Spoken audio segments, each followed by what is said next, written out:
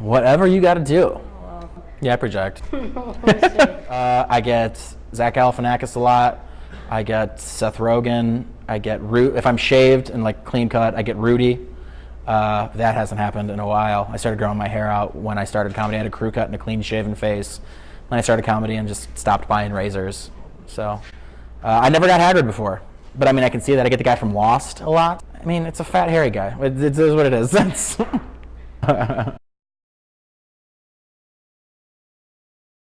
my name is Zach Martina, and I've been doing comedy for 5 years.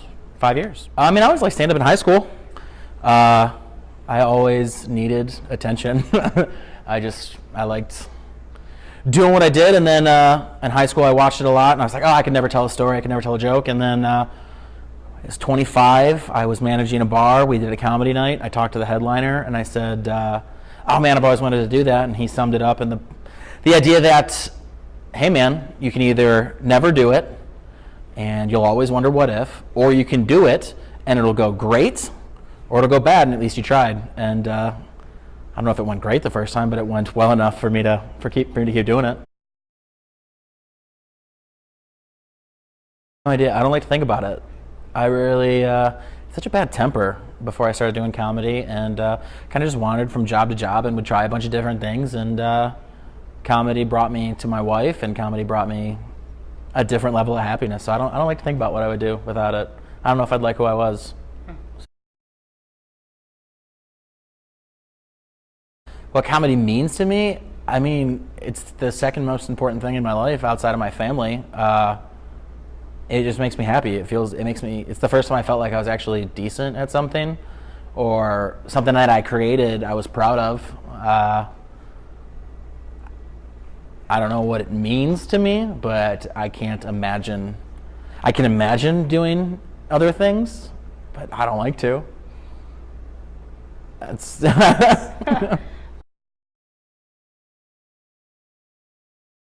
got some pretty cool opportunities. I'm going on my first tour this September with one of my favorite comics in the world. He's bringing me along. So we'll be on the road for like 17 days, which will be great. I've done some cool festivals, traveled, performed in 3 countries. Yeah, I just get to meet a lot of cool people. That's awesome. Yeah. It's just stuff that happens in everyday life, or things that will happen. You know, you'll wake up and I have a bit that's just about waking up and how frustrating it is.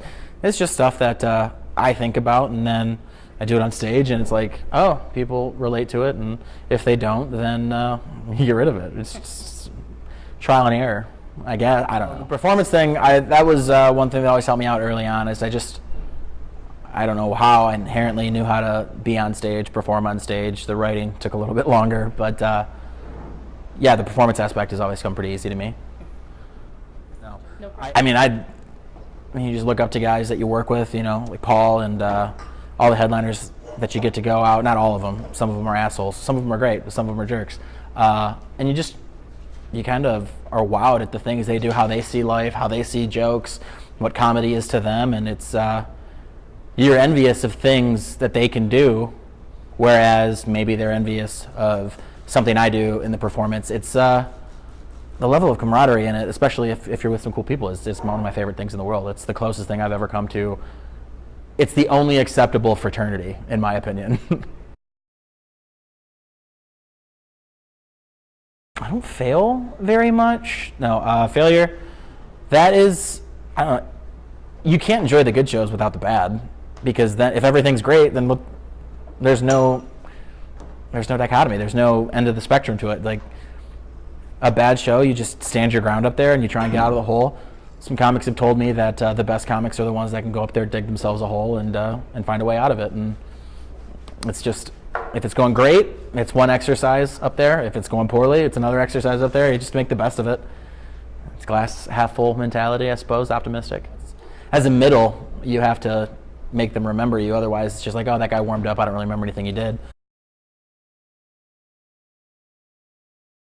Rory Scovel is my absolute favorite comic.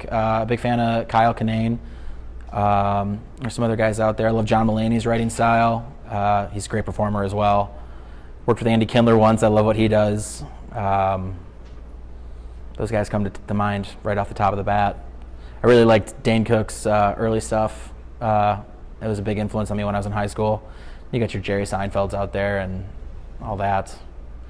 And there's so many. There's so many different ways. There's so many different styles of comedy. It's just watch it and enjoy.